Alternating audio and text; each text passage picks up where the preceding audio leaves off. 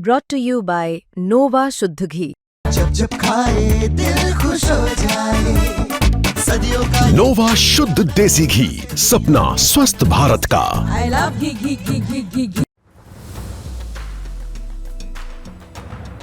Party का नाम VIP और इसके सुप्रीमो मुकेश सहनी विधानसभा चुनाव में 2020 में एनडीए में थे, लेकिन उसके बाद उनकी पार्टी के विधायक जो जीते वो बीजेपी में शामिल हो गए। पार्टी टूट गई। खुद हालांकि मंत्री भी बने कुछ दिन तक, लेकिन फिर रिन्यूअल नहीं हो पाए।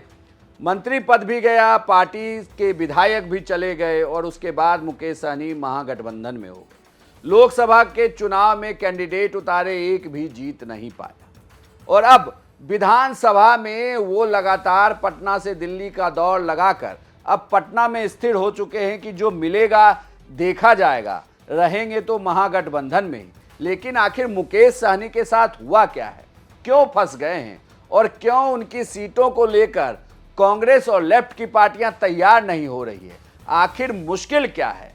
दरअसल ये कहा जा रहा है कि मुकेश सहनी ने अपने हिस्से की सीटें मांगी 30, वो 30 सीटें घट के पहुंची 18 सीटों में भी ये फॉर्मूला दिया गया कि भाई कैंडिडेट जो हैं वो भले ही सिंबल मुकेश सहनी का हो, लेकिन उसे देगी कांग्रेस और आरजेडी। ये फिर और भी घटा, दबाव कांग्रेस का बढ़ता गया। कांग्रेस बिल्कुल इस लाइन पे टिक गई कि इतनी सीटें तो नहीं दी जाएगी, हम अपनी सीटें काट कर वीआईपी पार्टी को नहीं देंगे।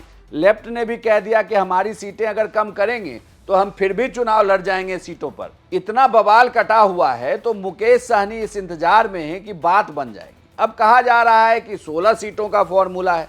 16 सीटों के फॉर्मूले में महज 6 सीटों को अपना उम्मीदवार वीआईपी पार्टी देगी, यानी मुकेश सहनी देंगे। 10 सीटों में 5 कांग्रेस के पार्टी के उम्मीदवार होंगे जो सिंबल वीआईपी का इस्तेमाल करेंगे। 5 सीटें आरजेडी के उम्मीदवार होंगे जो सिंबल वीआईपी पार्टी का इस्तेमाल करेंगे। कुल मिलाकर यह फॉर्मूला है, लेकिन इस पर भी बात अब नहीं बनी है, क्योंकि कांग्रेस को लगता है कि उसे तो 65 सीटों पर चुनाव लड़ना चाहिए।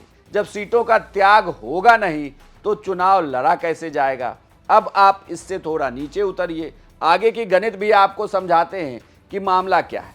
138 सीट आरजेडी को देने के लिए कांग्रेस तैयार है और 65 सीट खुद कांग्रेस पार्टी लड़ना चाहती है। कुल सीटें हो गई 203, अब सीटें बची 40।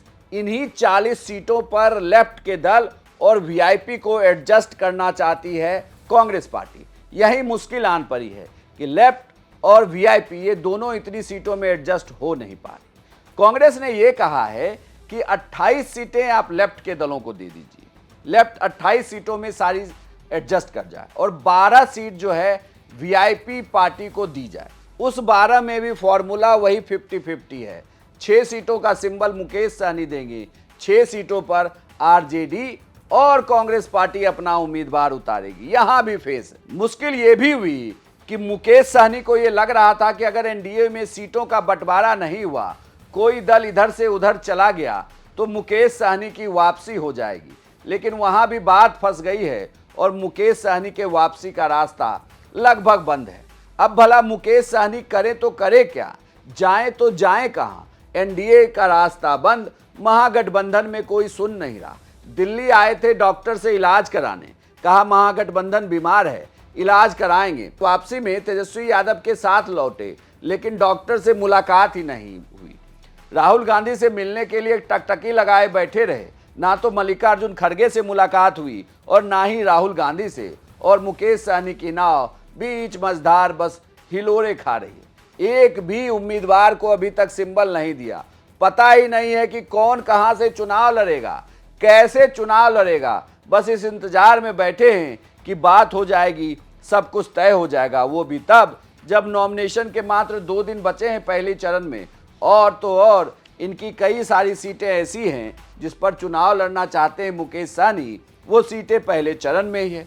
तो ना तो इनके उम्मीदवार अभी तक कंफर्म हो पा रहे हैं और ना ही मुकेश सहनी को एक नंबर दिया जा रहा है और ना ही सीटों के नाम बताए जा रहे हैं। तो ऐसे में भला मुकेश सहनी क्या करेंगे, कहां जाएंगे, किसके साथ चुनाव लड़ेंगे, या फिर अब भी इंतजार करेंगे कि एनडीए में कोई बात बिगड़ जाए तो मुकेश सहनी की वापसी हो जाए।